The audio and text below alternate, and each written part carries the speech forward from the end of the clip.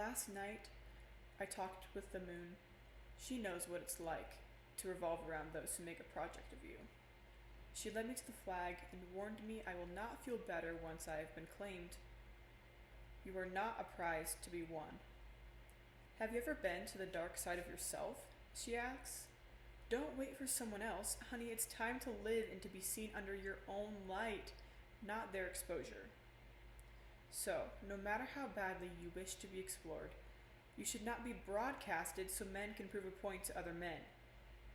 When people look at me, they see the man on the moon, and I would hate for you to see yourself that way, too.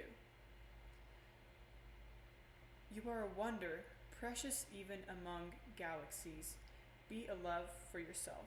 I wrote that poem this morning. I've been trying to work on expanding like my creative palette, and I also don't know how to read poetry like out loud that well. So that was kind of a practice for me. Hope you enjoyed. I've just been having this urge lately that it's like time to start living.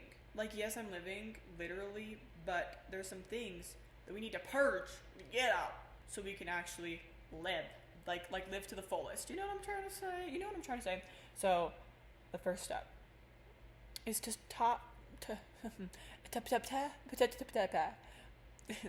is to stop consuming so much. Like, I say this, but what even does what even does that mean? Like, what's the plan?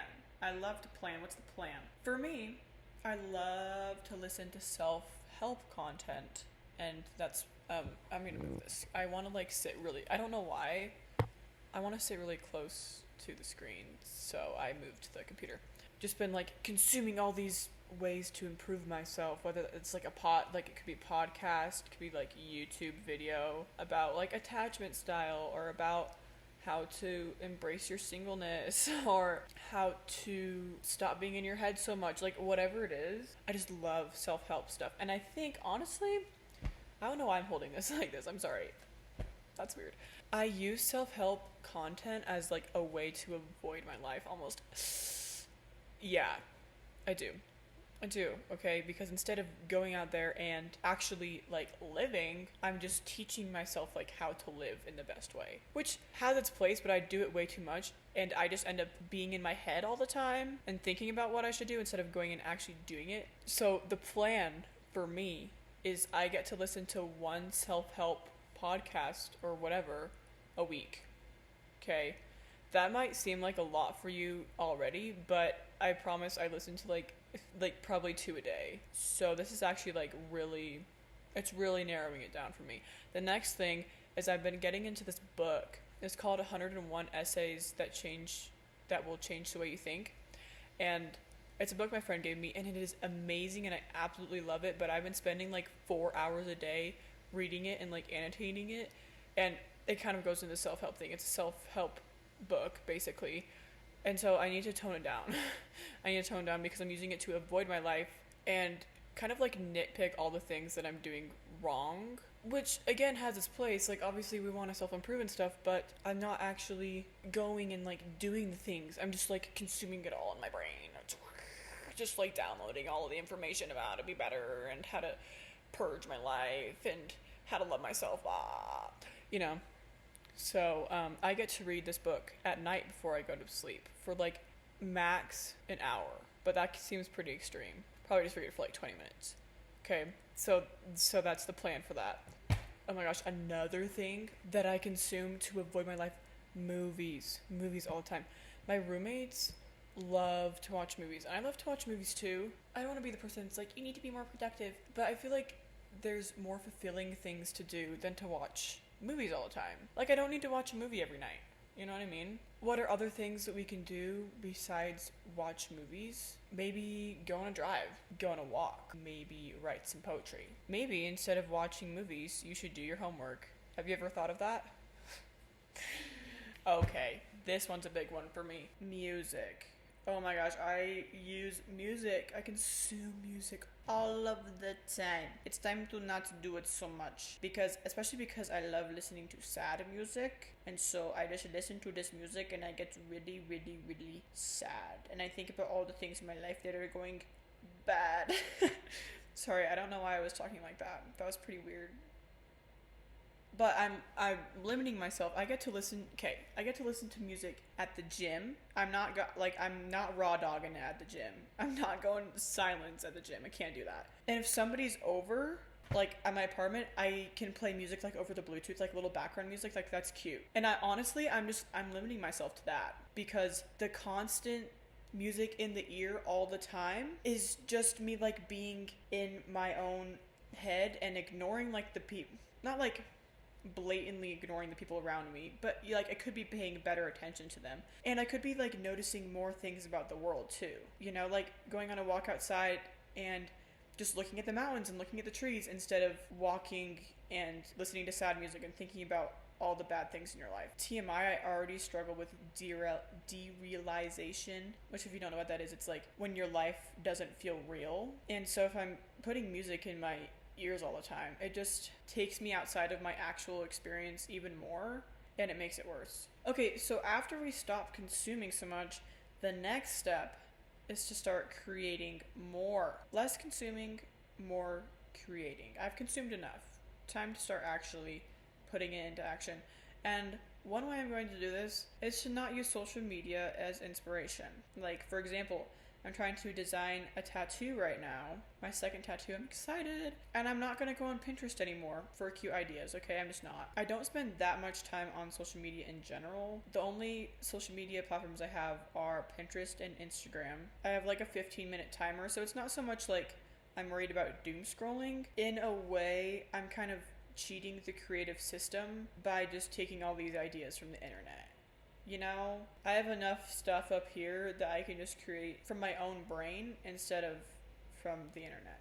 Another thing that I need to do a better job about is scheduling. Like scheduling my creative projects out. So right now for that for me is YouTube. So like I need to schedule when I'm going to write my outlines, when I'm going to record, when I'm going to edit. And same thing goes with like poetry, which is another creative thing that I've been doing. And there's a lot of things to think about with that. Like, am I going to do it alone? Am I going to have somebody with me while I'm doing these things? Because a big thing for me is I'll be like, okay, I'm going to sit down and write some poetry, and then a friend will invite me over and I'm like, oh, I'll just do it at their house. Like, and yeah, maybe I'll do it, but it doesn't actually work as well when I'm like with somebody else. Like, I need to sit down and really think about it by myself. So thinking about those kind of things, okay? Disclaimer, I never use ChatGPT for ideas or inspiration or like to make my things, but sometimes when I'm done making it, I'll I'll like use chat as like validation. I'll be like, hey chat, is this good? Like, what do you think about this? And of course, because chat loves me, he'll be like, yes, this is super amazing, oh my gosh, you are a genius. And so I need to stop doing that because I'm just seeking validation, and if I feel like it's good, then it's good. I don't have to have chat tell me that it's good for the thing to be good. Okay? And this goes with people too. I don't need people to tell me that it's good in order for it to be good for me, okay? As far as like the actual creative process goes, I know it's pretty hard.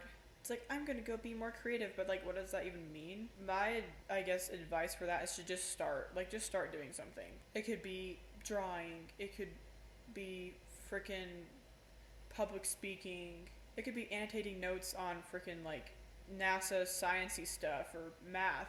Like, you could do math for fun if you want. I don't care.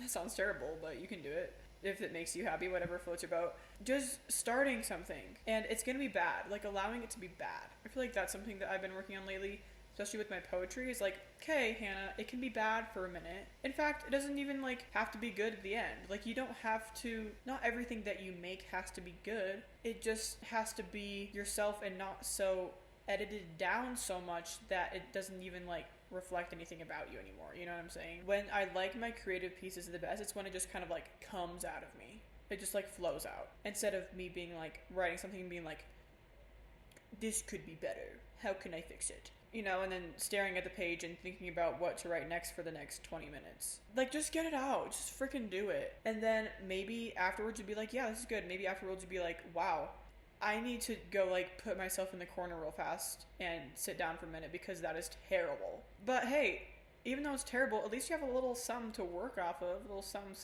and you can fix it up. Or you can just leave it, be like, yeah, that's bad, and that's okay, and I don't feel like fixing it. I feel like people limit themselves so much in the creative process. It can be whatever the hell you want it to be. let me rephrase that actually, because I feel like it's never actually what we initially want it to be. But if you're being truly creative, what comes out is actually what needed to come out instead of what you might have initially wanted to come out. Does it make sense what I'm trying to say? In other words, what you want is different from what you actually want. For instance, you might say to yourself, I want a relationship. But maybe what you really want is to not feel so alone, and you're using the relationship as a means to try to get yourself to be happy, when really you have to have happiness within yourself before you can be fully happy in a relationship that can't do that for you. So tying that back to creative stuff, you might think that what you want out of this project, like you have a vision of what it's supposed to be like, and then you write it, and it's kind of not what you thought it was going to be like at all, but it's still what needed to come out, and it's probably even better than what you initially thought or wanted it to be. So embracing the suck. That's what my volleyball coach would say my sophomore and junior year. Embrace the suck. She also would say, your mistakes do not define you. That's something that took a while to hit in my brain. Like, I just hear, she would say it over and over, your mistakes do not define you, your mistakes do not define you. And I'd be like, yeah, but they do. And what I would say to that now, a couple years later, is your mistakes do not define you, your patterns are what makes you, you. And so to change yourself, you change your patterns. And you're going to make mistakes within the patterns, but that is not a reflection of you. That's just a little quick fix. Anyways, that's all I have today. It was I felt a little bit disorganized with this video, so hopefully you enjoyed it. And hopefully you can go out there and we can start actually getting out of our heads and actually doing something with our lives and fully living.